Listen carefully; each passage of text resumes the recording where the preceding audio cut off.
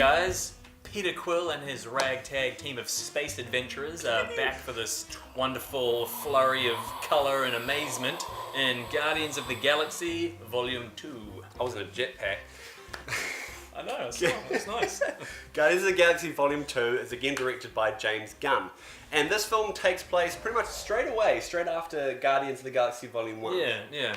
More or less. They are known as the Guardians of the Galaxy, and so they're kind of guns for hire or swords for hire, you could say, for like government and groups to kind of go do jobs and stop things and pick things up and some space mercenaries getting stuff done. At its core, Guardians of the Galaxy Volume 2 is a space adventure via like family drama. It's very much a family-orientated movie as far as the themes are concerned. Very much so. If Guardians of the Galaxy Volume 1 is about building a family, Guardians of the Galaxy Volume 2 I feel is like a family trying to stay together. You know what I mean? Trying to, go through each other's bullshit and drama and kind of struggles and loves and likes and just like people dealing with that. Yeah, it's definitely more of like a series of character pieces and emotional development in this one, as opposed to just a nice adventure with. Yeah, which is really cool because all the characters are pretty much rogues and kind of loners, and they're all by themselves, and now they've found each other as a family, and they've got to maintain that relationship, and it's very sweet indeed. And I think what James Gunn really loves doing is just hanging out with the weirdos that he's come up with, like having this ensemble cast of all these different characters with all different motivations and different histories and past histories, and just seeing them play off each other really nicely in the movie is very cool. And I think he has a lot of fun making that movie with all these fantastic actors as well. Yeah, you can feel it come through in all the performances and just the way it's all put together. You can tell it was a lot of fun. And And this film really dive into like the mess and the psychological scars of some of these characters, which we didn't know really existed in the first movie. Like Drax, for example, brings up a lot about his past with his wife and his kids, which we know he lost his wife and kids in the first movie, but he brings a lot of this back up. And what I'm really happy to see in this movie is that Nebula and Gamora come very much to the forefront of this movie. Yeah, which is pretty cool to see. And it's really cool. And I think it's one of the standout pieces, I think, having the sister relationship. Yeah, I agree. Although I do feel like the story as a whole sort of felt a little less like on a grand scale as the first one because it was a bit more intimate, huh? Yeah, because it was more intimate. That's a good way to describe it, actually. Yeah, all the intimacy and all these personal stories, the development of the characters, which is a good thing. But I felt like the story kind of suffered as far as a big adventure goes because of that. Not in a terrible way, but just slightly. Yeah, because the core of the movie is really about Peter and his dad. One of the new additions to this movie is Kurt Russell playing Ego, and he plays Peter Quill's father, which he does a great job. And you look at them side by side when they're acting a scene together, and you can totally believe that these two are like father and son. Yeah, this is a good job. Yeah. And he's charismatic. He's very cool. Like he's definitely got that Kurt Russell-ness about him. That's really really cool. And he played a fantastic role, and I love seeing him in it.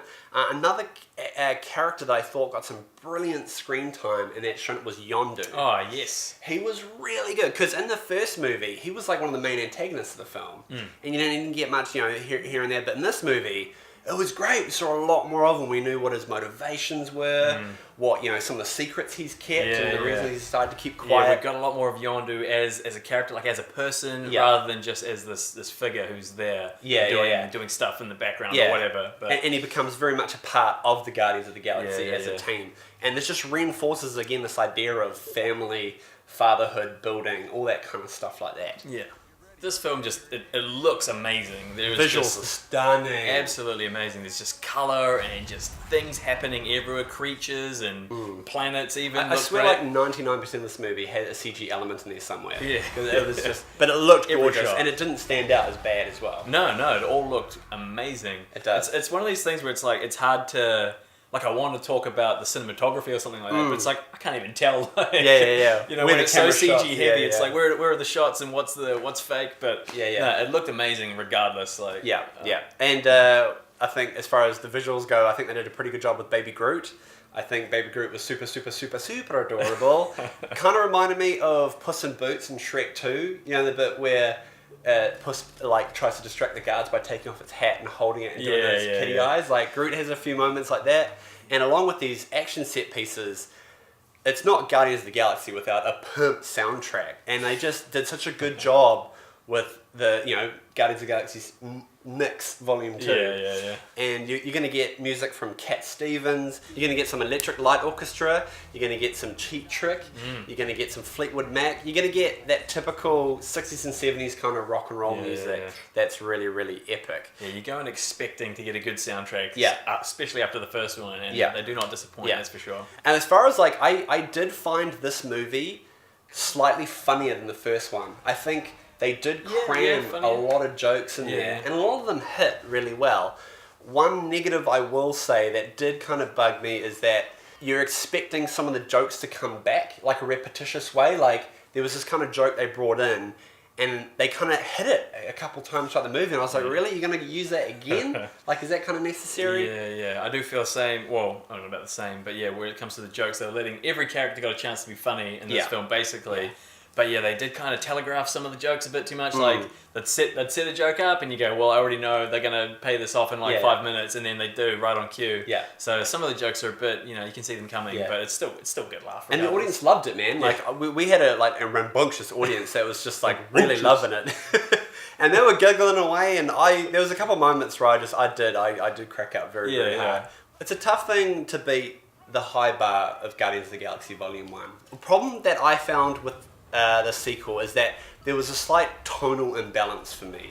Throughout this whole movie, you've kind of got different narrative paths going. The team kind of splits up. You go from this really happy, funny moment that's kind of like you're cracking up, and all of a sudden it's like deep and depressing and upsetting, and you're crying and you're bawling, and it was a bit jumpy. They were cross-cutting between the narrative paths, kind of back and forth, back and forth, and it got a bit like, I'm not gonna say exhausting, but a bit like, the tonal imbalance was weird. Like, it was like, I don't know how to feel between certain moments because it would always jump back and forth. That's true. Yeah, I didn't really find I had a problem with like the tonal shifts so much as just like, every character was sort of being pushed to the forefront, and it was hard to tell who was taking lead. Or who should we be focusing on? Who do you want to focus on the most? Because everyone was given a push, emotionally. Overall, guys, this is a thoroughly enjoyable Marvel movie. Again, those guys just have like a formula to making a really good movie. I think this movie's got everything. It's got your laughs, it's got your action set pieces, it's got your characters. I mean, it's a technical merit for this movie is just beautiful because they've done a great job visually. For me, the camera, the visual effects, directing and editing, sound, all the music, and the tunes are there, which is really, really cool. And I loved it because it just had like a high dose of emotional, just grit to it. Yeah, it was good to see that. And it was cool, and it was different, and I really appreciated them going on that route. So I'm going to end on a 7 out of 10 for Guardians of the Galaxy Volume 2. All right then. Okay. I actually agree with more or less everything you just said. It was a lot of fun. Aren't we just a good pair? We're going to get married. No, it was great fun. Like I say, the jokes were just all throughout, which I always love. I love some good comedy. And the action was amazing. The characters were good. It was good to see everyone get their chance, get their moment in the sun. I actually, surprise, I'm gonna also give this film a 7 out of 10. Shut the front door. No way. I'm not going to do that because then how will the guests come in?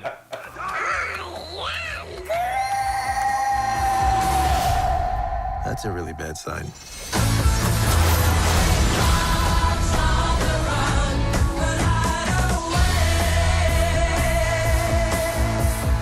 So thank you so much for watching, guys. I really appreciate it. Your time watching these two fools just talk movies.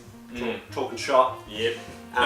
Please check out our other reviews and check out our top 5s. We keep saying top 5s, but it's all the same top 10 video. We do have them locked out, but we've got one person that's stopping us from doing that. His name's Jason Pike. They are coming, we promise. But we will see it. So thank you so much for watching. Give it a like. Subscribe. Please, Tell us what you thought. Maybe we got Guardians completely wrong. I doubt it though, because we're pretty intelligent. It's great. You'll like it. Yeah. Especially you. No, behind.